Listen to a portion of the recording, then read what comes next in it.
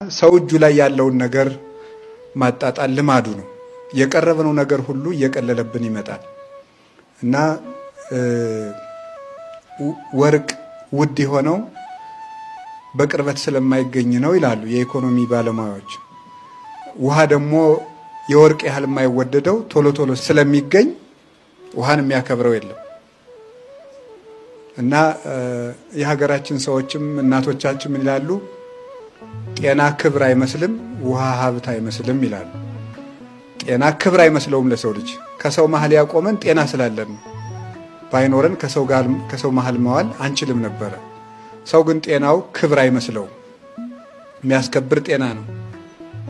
ያልሆነ ደዌ ሲገጥመን እንኳን ሌላ ሰው ይቀርና ቤተሰቦቻችን እንኳን እንዳያዩን የምንጸየፍበት ጊዜ አለ እና ጤና ክብር ነው፣ ውሃም ሀብት ነው። ግን ሰው በጠባዩ አጠገቡ የሌለውን እየናፈቀ ያለውን እየናቀ የሚኖር ጓጂ ፈላጊ ፍጡር ነው ሰው። እጁ ላይ ያለ ነገር ምን ጊዜም ይቀልበታል። ሁሉም ነገር ስንደርስበት እየቀለለን ስናገኘው እየናቅነው እንኖራለን።